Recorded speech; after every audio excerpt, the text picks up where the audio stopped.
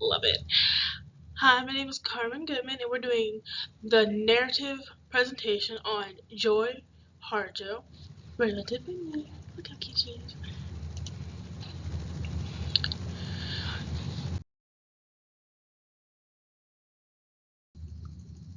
So, if you didn't know, Joy Harjo is a renowned poet, musician, and advocate for Native American people and communities. And we're going to have a journey through her life and important works.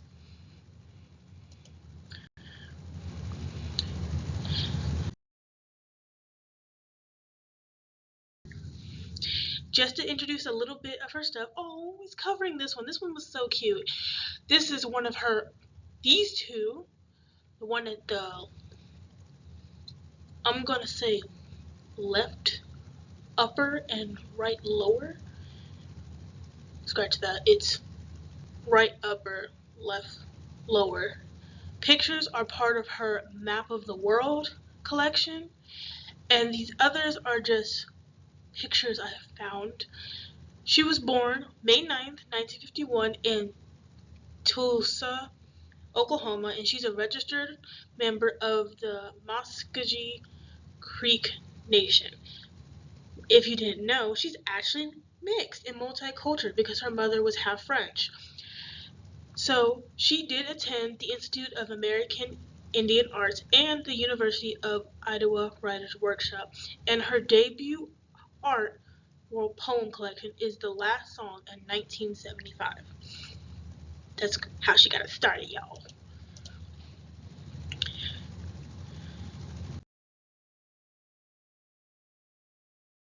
So let's touch on a little bit about her life. First, as I mentioned earlier, she's actually mixed.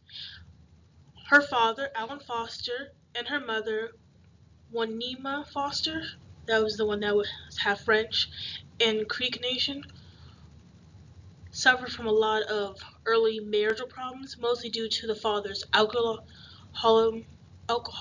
abuse, and they divorced early in her life. Her mother dated and eventually remarried an abusive white man, and she found solace in art to escape the violence of her childhood.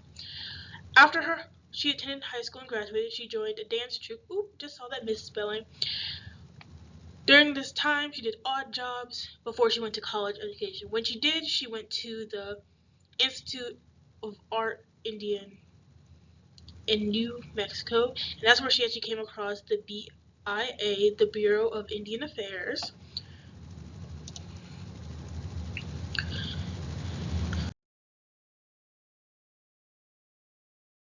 So after graduating from her first institution, she moved to Albuquerque, New Mexico to attend the university there. And that's during the time that she got pregnant with her first two children. She had Phil in 1969, and then she had Rainey, her daughter, in 1972. She did actually change her major because believe originally she wanted to do history, and then she changed it to art because she had more passion for poetry. During this time, after her daughter, she published her first poetry book, The Last Song, as mentioned before, and this is also the time she graduated with her first BA in poetry. Her work took off and her influence skyrocketed, even getting to teach in different universities like Arizona, Illinois, Mexico, Los Angeles, California, and you can't see it from there, but she was the first Native American to win the 23rd U.S. Poet Laureate. It's like the literary award. It's really cool, very prestigious.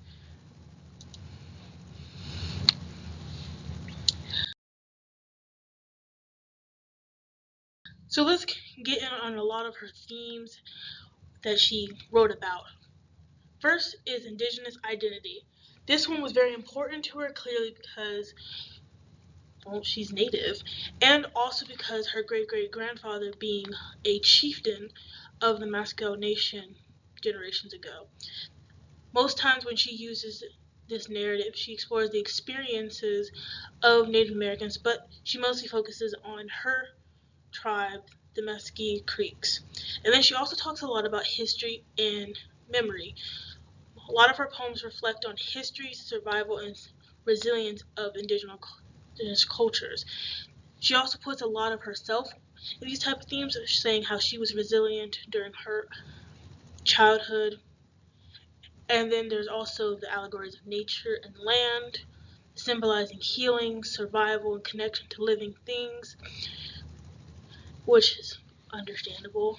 I believe in the poem we read with the woman hanging from the 13th floor, there was a lot of allegories when it came to nature, like the birds whirling around her. Womanhood and feminism is another thing. She makes it very clear that she cannot capture the full perspective of women, but she does try to give different perspectives, showcasing indigenous feminism and womanism. Healing and resilience is very important for her because of her early traumas in her childhood and about collective healing. That's why many times in her poetry she will talk of herself and then switch to third person. And then she also talks a lot about myth and storytelling, incorporating a lot of indigenous myths and sacred relationships with the land in her writing, showing a little bit of their religion and culture. Decolonization criticizes colonialism and the violence of cultural erasure, and advocating for more representation and kind of calling out a lot of people for stereotyping and forcing narratives on natives that they don't want. Pan-Indian identity, addressing the displacement of modern natives. Not funnily, but unfortunately, there were two separate big times where Native Americans were pushed off their land and forced to move to an unfamiliar area. The first time, the Indian Removal Act, and the second time during the displacement for putting them in more urban areas, usually pushed by the BIA, and not great. She also does a lot of political activism, talking about political and social issues and how it affects the indigenous, whether you realize it or not.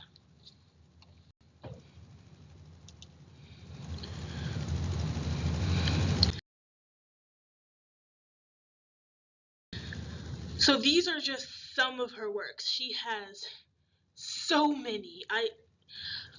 I really did give up after 15 because she has written and composed and made so much art, not just poems, but music and films, child books. And honestly, you should really check them out. I was reading some of them earlier. Which one was it? I believe it was The Good Luck Cat. I bought that actually on Amazon. It is $15.99. But I put them chronologically so you can see them. And check out her work. And most of her major works has elements of her activism and advocating to show people more of the Native American experiences that a lot of times are not shown in society, that people need to understand to fully not pity them, but let's have more empathy towards what they go through in life.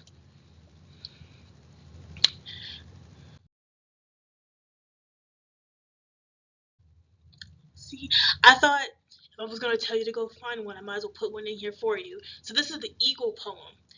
I'm going to read it real quick because I liked it. It was really sweet.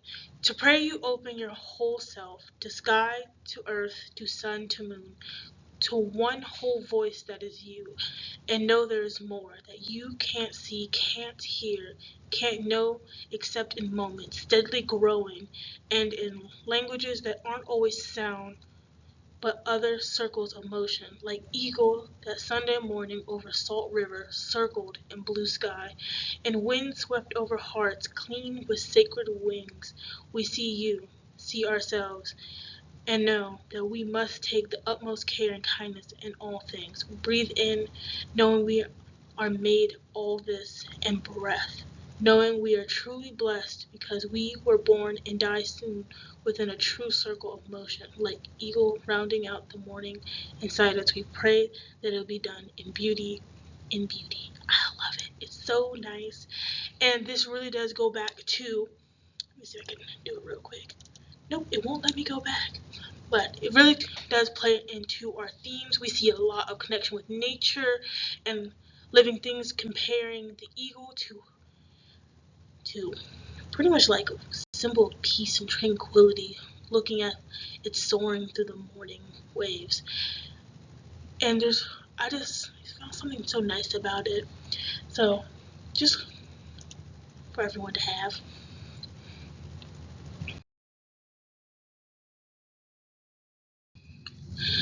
These are some of her reviews and criticisms.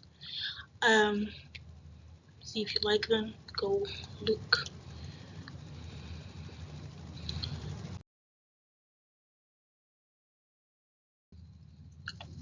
Her legacy.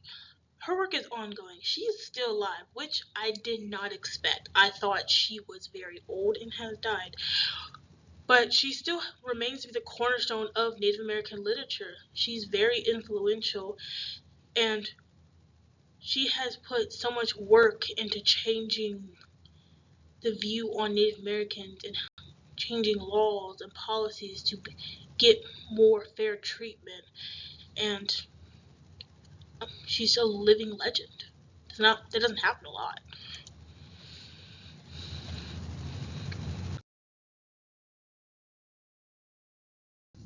She is plenty relevant. She inspires new readers and artists every day. Like, she teaches at universities, top universities still, and she's bridging the gaps of natives and other people in society, sharing experiences and fostering understanding. Because at the end of the day, that's really how people need to come together, by understanding our struggles and accepting we can do better. And she does that beautifully with her work, because she's not, every piece of her work is a story. It's not yelling at non-natives. It's not screaming that we suffered and we need y'all to do better. It's more of trying to foster understanding, if the best way possible of saying it. It's a story to make us empathize with what's happening by relating to other problems that everyone else goes through, but also tying it back into specifically why this affects natives. And it's nice.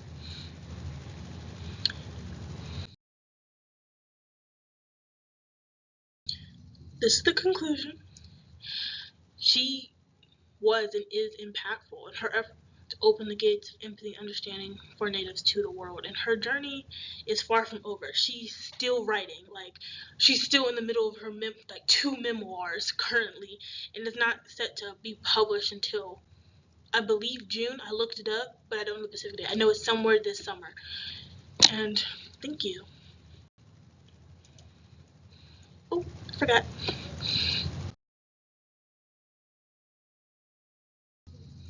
Thank you. And I hope you enjoyed this intro to Joy Harjo, and maybe this will pique your interest to go learn more about her.